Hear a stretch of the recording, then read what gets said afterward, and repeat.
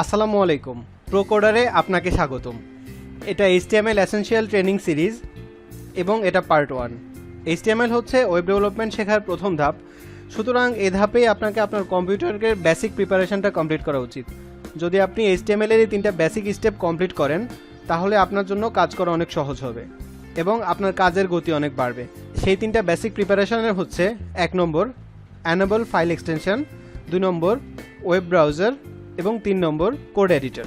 কেন আপনাকে file extension চালু করতে হবে? মনে করেন আমি এখন নোটপ্যাড ওপেন করব, সুতরাং আপনি দেখতেই পাচ্ছেন এখানে .txt নামে এক্সটেনশন দেখা যাচ্ছে, কিন্তু আপনার কম্পিউটারে এটা দেখা নাও যেতে পারে। বাই ডিফল্ট এই এক্সটেনশন দেখা যায় না। উইন্ডোজ এই ফাইল এক্সটেনশনটা বন্ধ করে রাখে। এটার মূল কারণ হচ্ছে যদি মনে করেন এই ফাইল এক্সটেনশনটা চালু থাকে তাহলে অজ্ঞতাবশত বা বিভিন্ন কারণে আপনি ফাইল এক্সটেনশন চেঞ্জ করে ফেলবেন, যে কারণে বিভিন্ন সময় বিভিন্ন ফাইল ওপেন হয় না বা বিভিন্ন ফাইলের ইনভ্যালিড হয়ে যায়।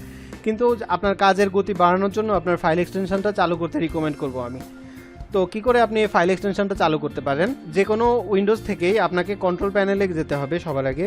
তো আমি কন্ট্রোল প্যানেলে যাচ্ছি এবং এখান থেকে ভিউ বাই ক্যাটাগরিকে চেঞ্জ করে লার্জ আইকন অথবা স্মল আইকন যে কোনো একটা সিলেক্ট করবেন, তারপর ক্লিক করবেন ফাইল এক্সপ্লোরার অপশনস। ওকে, কিন্তু আপনি যদি উইন্ডোজ 10 এর আগের ভার্সনগুলো ইউজ করেন অথবা আপনি যদি উইন্ডোজ 7 অথবা উইন্ডোজ 8 ইউজ করেন তাহলে আপনার এখানে থাকবে ফোল্ডার অপশন, যেমনটা আমার উইন্ডোজ 10 এ দেখা যাচ্ছে ফাইল এক্সপ্লোরার অপশনস।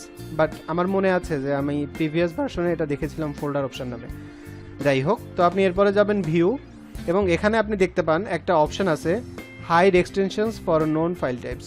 সুতরাং আমি যদি এটা চেক করে দিয়ে ওকে করি এবং এখানে আপনি এখন আসলে দেখবেন যে কোনো এক্সটেনশনস দেখা যাচ্ছে না। তো আমার যেহেতু এক্সটেনশনটা দেখা যাওয়া উচিত, সুতরাং আমি যেটা করব সেটা হচ্ছে আমি যাব ফাইল অপশনস, এক্সপ্লোরার অপশনস এবং ভিউ, তারপরে hide extensions for known file types এবং ওকে দিব।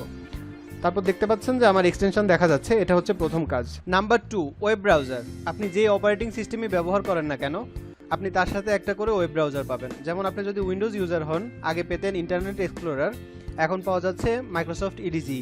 এছাড়াও আপনি যদি অ্যাপেল কম্পিউটার ইউজ করেন তাহলে আপনি পাবেন সাফারি, আর লিনাক্সের সাথে পাওয়া যাচ্ছে মোজিলা ফায়ারফক্স। কিন্তু আমি আপনাকে ব্যক্তিগতভাবে রিকমেন্ড করব মোজিলা ফায়ারফক্সের ডেভেলপার এডিশনটা ব্যবহার করার জন্য, কারণ ডেভেলপার এডিশনটা তৈরি করা হয়েছে ডেভেলপারদের জন্য। তো আপনি যদি দেখতে চান, এটা হচ্ছে মোজিলা ফায়ারফক্সের ডেভেলপার এডিশন। মোজিলা ফায়ারফক্সের ডেভেলপার এডিশনের সবথেকে ভালো দিক হচ্ছে এর ইন্সপেক্ট এলিমেন্ট অপশন। যদি আমি ইন্সপেক্ট এলিমেন্ট ওপেন করি আপনি দেখতে পাবেন এই ইন্সপেক্ট এলিমেন্টের মাধ্যমে আপনি একটা ওয়েবসাইটকে আরও সহজভাবে কন্ট্রোল করতে পারবেন। যখন আপনি কোডিং শিখবেন ধাপে ধাপে আমি আপনাদেরকে সবই শেখাবো। আরেকটা কথা মনে রাখবেন, ওয়েবসাইট তৈরি করার সময় আপনার ওয়েবসাইটটা অবশ্যই রেসপন্সিভ হতে হবে। আর এই ব্রাউজারে রেসপন্সিভ চেক করার জন্য আলাদা একটা ফিচার আছে, আপনি যে কোনো ওয়েবসাইটকে রেসপন্সিভ চেক করতে পারবেন এবং এখান থেকে আপনি ডিভাইস সিলেক্ট করে দিতে পারবেন।